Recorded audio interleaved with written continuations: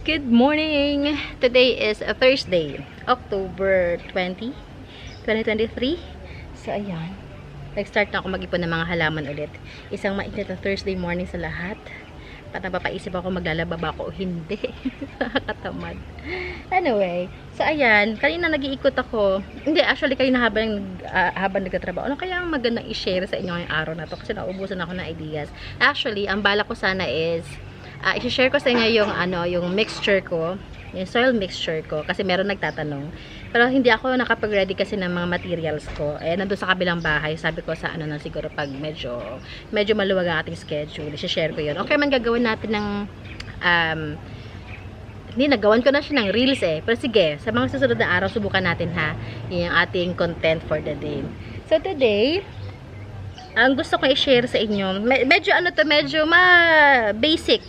Pero ito ay para naman ay, napunit ka ako. Ito ay para doon sa mga babago pa lamang, nagsisimula pa lamang halaman. Sa mga, sa mga pro na, skip nyo na lang tong part na to. Dumiretso na ako sa dulo kung saan ang ating flexing ng mga halaman na baka meron kayong magustuhan na bilhin. Now, ang i-flex natin or ang i-content natin today is another way of propagation ng ating mga philodendrons, and in particular, nandiyan yung mag-ama ko, nagpaano sila medical sila, kailangan sa school.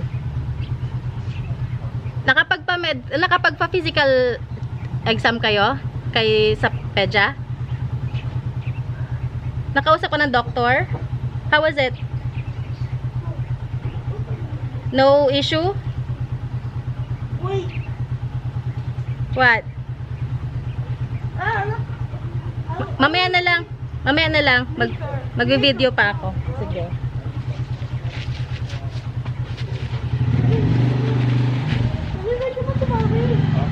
Nag-video pa ako. Okay. So ito, in particularly, itong ating pink princess. Itong ating ita-thumbnail today. Hindi kita yung pink, no? Maganda sa kita ang pink. Ayan. So, kagaya nito, kasi normally, di ba, ang pagpupropagate natin sa mga philodendrons ay through top cut or cuttings. Meron din namang may isa pang way. Yung kapag meron silang suhi. Kagaya nito, dalawa sa isang puno. Sa isang pot pala. Actually, tatlo. Now, since nakikita nyo naman na, pag ganitong ang unang nyo isi-check is yung ugat. Kung meron na ba siyang roots. So, kagaya nito, meron naman na siyang roots. Ang easiest way is to, kung kaya nyo paghiwalayin, do. Pero kung sa tingin nyo mag-cause lang siya ng damage sa mother plant, pwede naman siyang i-cut na lang sa pinakang base. Yan. Pinakadulo. Yun ang gagawin natin today. Hinahanap po yung pinakang base niya. And doon natin siya ika-cut. Yun. Yan. O, kagaya nito. Yan. Ganyan na siya. Suhi na siya. May isa pa siyang suhi na papalabas, oh. Ayan. Meron na siyang sarili niyang roots. Hindi na tayo mahirapang magpaugat pa. So, yan. Ibababad ko muna ito sa ating hormones. So, meron na tayong pangbenta na mas maliit. Ito yung pinakang mother natin. Ganda kasi ng genes nito So, yun. Yun yung isa pang paraan ko ng pagpopropagate. Okay. Flex na tayo. Saan mo nakatulong, no? Nakatulong sa inyo. Actually, ito din. May isang bukod sa mga seeds nito. Kasi nagbubuto ito Pwede rin siyang propagate by leaves. Kasi sabi sa akin ng seller nito, ang bawat dahon daw nito ay may ugat. Wala pa ako nakikita, pero yun ang sabi. So, kambawa namatay na yung dahon, wag yung ikakat basta-basta. Tingnan yung pinakandulo kasi meron siyang ugat. Pwede siya i-propagate by leaves. Ayan. This is cardboard. Hindi ko maano anong type ng, kalimutan ko na, alam ko itong nakaraan This one I'm selling it for only 490. Ayan, ganyang cardboard siya. Malaki siya ha, malapad. Ayan.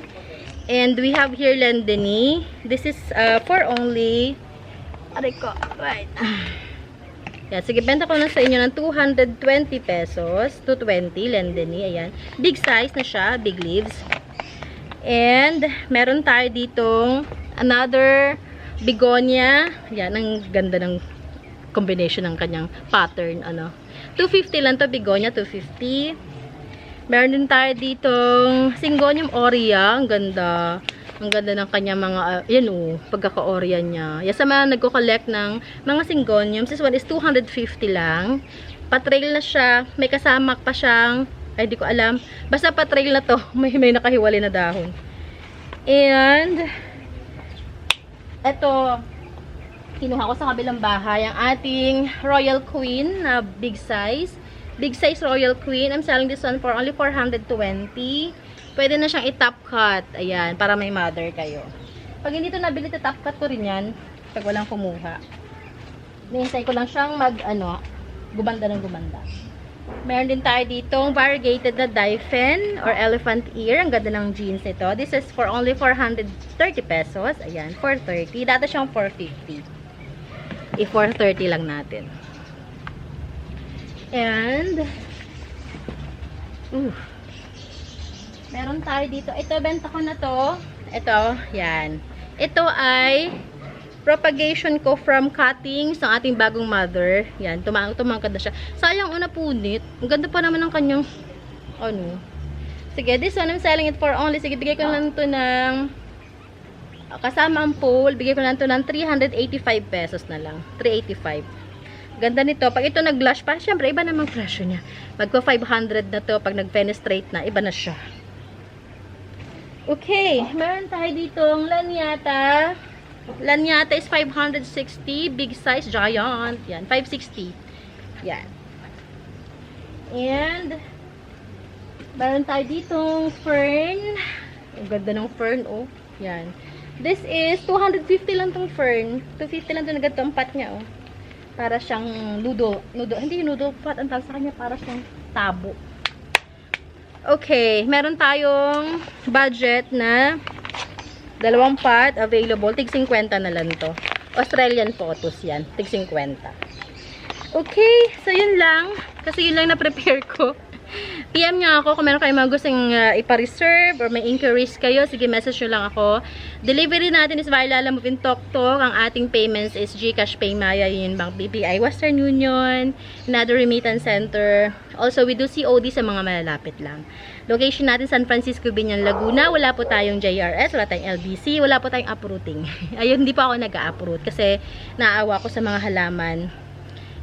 Kaya dito lang tayo sa yung kaya lang na Lalamove and yung mga riders. Okay? Yun lamang. Maraming salamat. Ingat kayo. See you tomorrow. Message nyo ako. Bye. God bless everyone.